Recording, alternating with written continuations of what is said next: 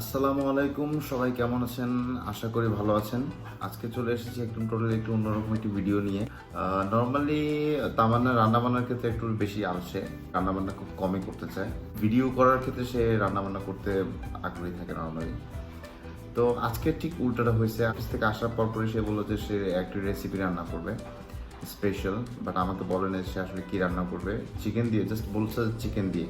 Normally সে video করতে চায়, but আজকে সে ভিডিও করতে চায়নি। আজকে আমি নিজে থেকে বললাম যে আমি ভিডিও করব। দেখা যাক সে কি রান্না করে, চলুন দেখে আসি। এটা আমি হালকা টেনে নিচ্ছি, এখন এটাকে গুঁড়া করব। এগুলো সবগুলোকে মানে একসাথে মশলাগুলো সব মেরিনেট করব। হ্যাঁ, প্রথমে আমি রসুন বাটা, এখানে আমি 1 টেবিল চামচের মতো নিচ্ছি। 1 টেবিল চামচের বেশি নিচ্ছি, কারণ যেহেতু আমরা একটু মশলা বেশি খাই। আপনারা 1 টেবিল চামচ পরিমাণে দিবেন। আর এটা আদা হচ্ছে 1 টেবিল চামচ পরিমাণ আদা বাটা। নর্মালি আজকে করতেছোটা কি তুমি? আমি হচ্ছে কি নরমালি সব মশলা দিয়ে এগুলো মেরিনেট করে রাখবো, ঠিক আছে? আধা ঘন্টার মতো রেখে চিকেন চাপ বানাবো। আচ্ছা, চিকেন চাপ কি দিয়ে খাবো আমরা আজকে?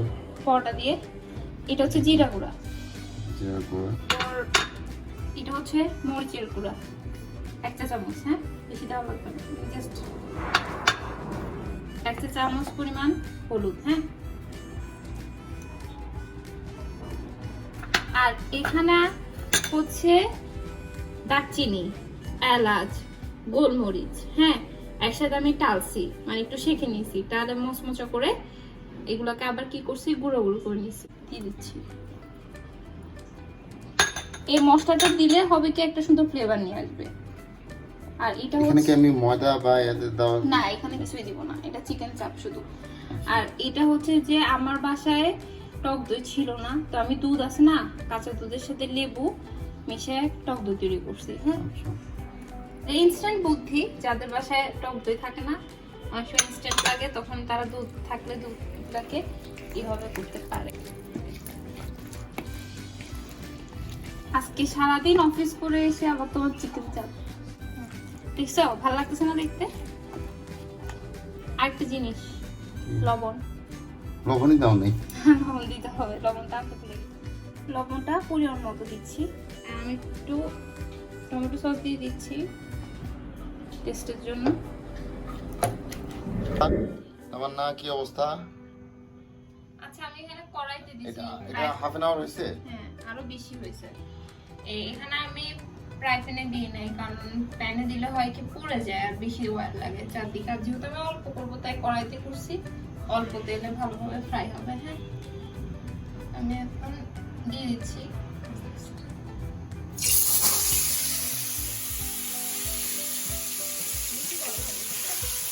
পানি ছিল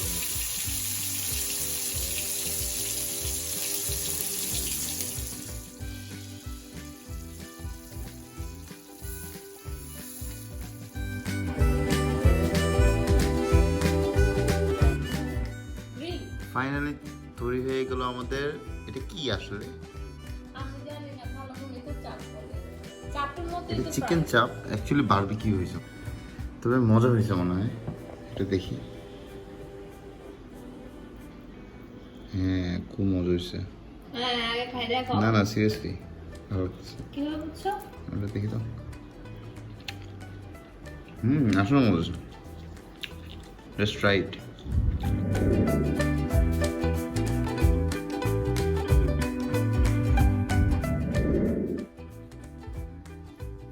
তুমি খাইছো? না, এটা জোস হয়েছে।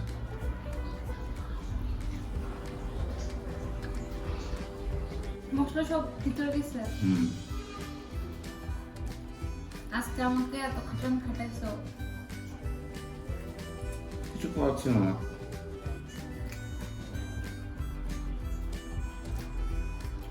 এটা স্পেশালি খালামুনি রেসিপি। খালামুনি যে একবার করলো দেখলাম, এখন দেখে আমি ওটাই আসতে পারছি।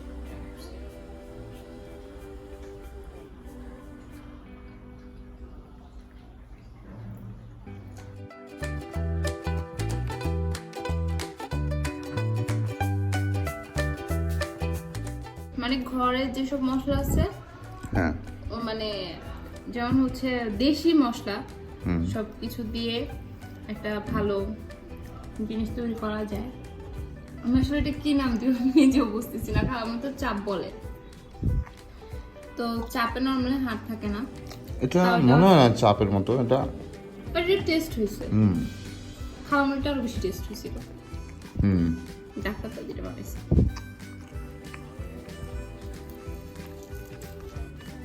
মশলাটা পুরোটাই ঢুকছে ভিতরে।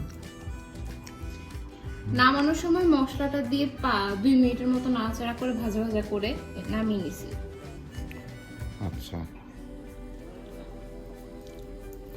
ডিনার হিসেবে খারাপ না, পরোটার সাথে চিকেন, এটা বারবিকিউ বলি। আসলে রেসিপিটি অনেক মজা ছিল, আপনারা বাসায় ট্রাই করতে পারেন। ভিডিওটি ভালো লাগলে লাইক দিবেন, ফেসবুক পেজে আপনারা অ্যাড হয়ে নিতে পারেন, ডিসক্রিপশন বক্সে লিঙ্ক দেওয়া থাকবে। আর আমাদের চ্যানেলটি এখনই সাবস্ক্রাইব করে ফেলুন। ধন্যবাদ সবাইকে, ভালো থাকবেন সবাই।